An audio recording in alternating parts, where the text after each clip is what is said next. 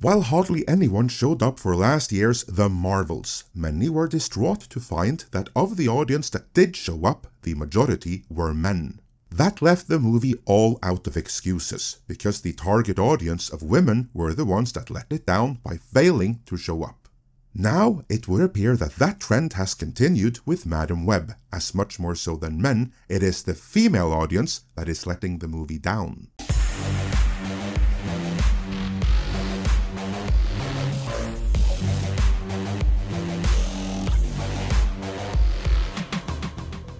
Sony and Marvel's Madam Web is a disaster, and no one is pretending otherwise, not even the entertainment media complex.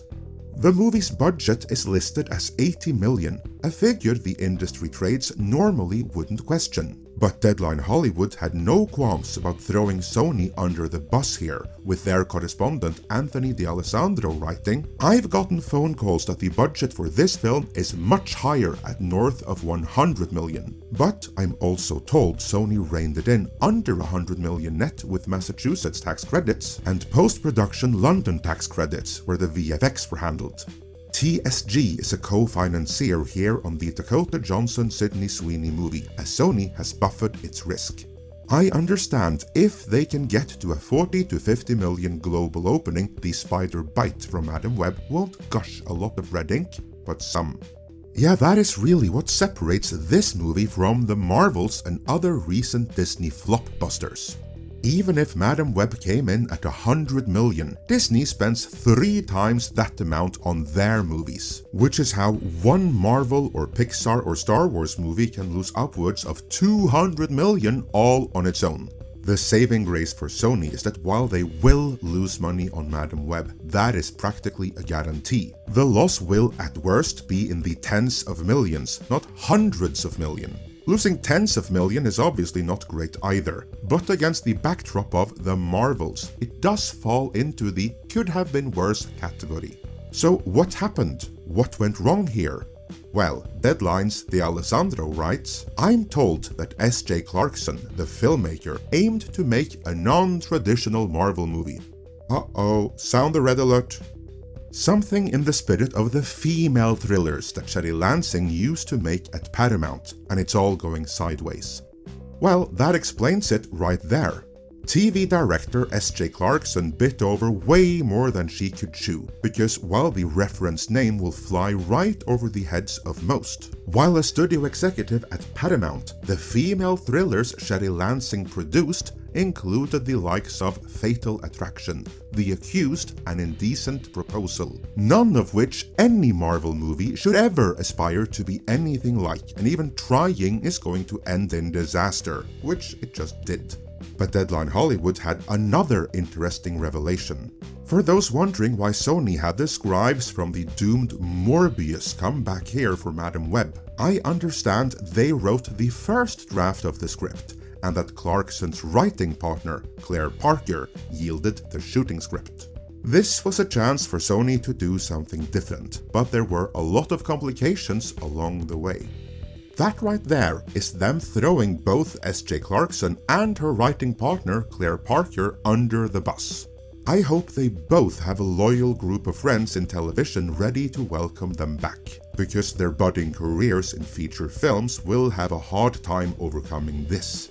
Given the development history, which we covered in the previous video, Madam Web was always going to be a bad movie. No other option was ever on the table. But even so, it couldn't have come at a worse time. As Deadline Hollywood writes, it also doesn't help to have this female-driven superhero movie arrive in the wake of The Marvels, which is the lowest for Disney's MCU at $84.5 million domestic, $206 million worldwide. And if you remove China from that equation, which you totally should, then the worldwide box office is actually under $200 million.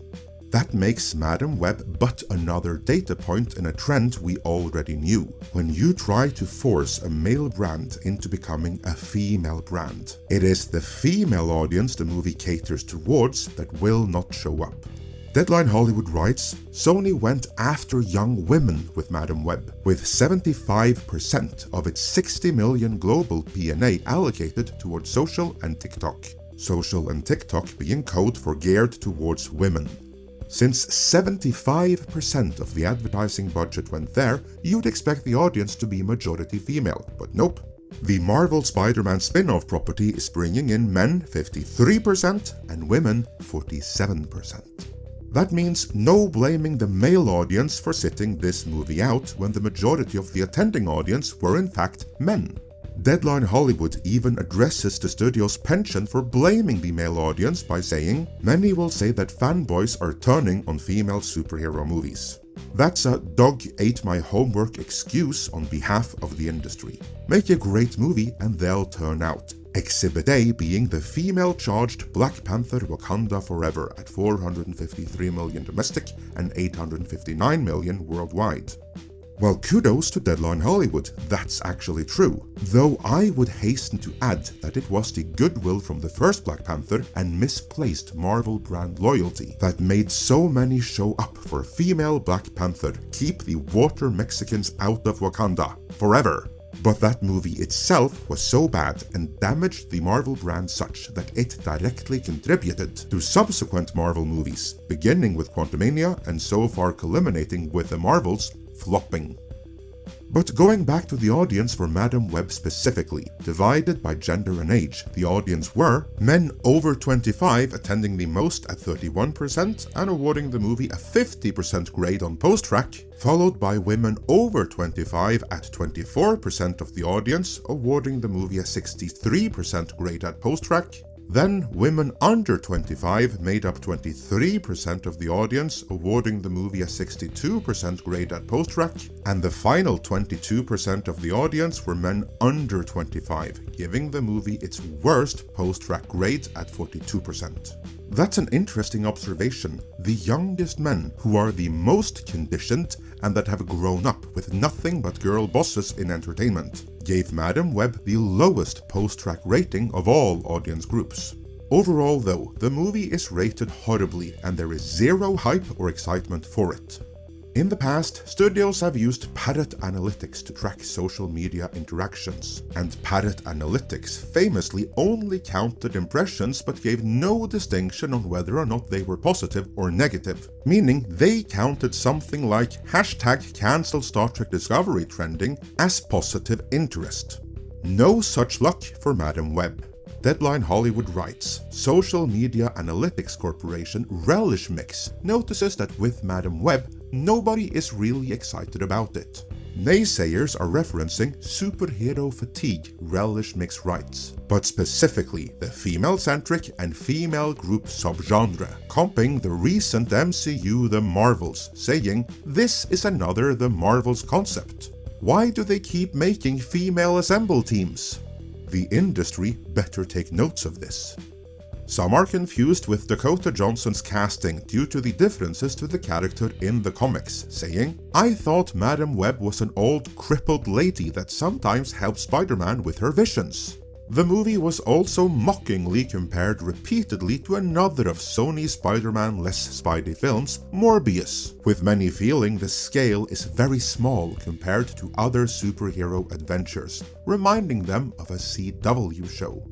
Relish Mix also notices that despite Madam Web having the social media superpower of Sydney Sweeney's nearly 20 million followers, the PIC's social media universe at 424 million across TikTok, Instagram, X and Facebook and YouTube views is running 44% behind other superhero movies. Although higher than Aquaman and the Lost Kingdom's 334 million, it's far lower than the Marvel's 600 million reach.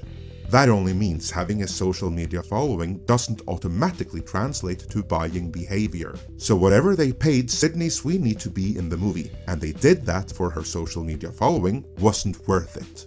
Then again, nothing in this movie was, and frankly, it should never have been made. It never had an audience, and worse yet, it never had a selling point that would create one. And no, as it turns out, and the industry painfully is finding out, being a female-centric, all-female superhero team in and of its own is not a selling point. Let's see if Hollywood noticed. Let me know your thoughts on all of this in the comments.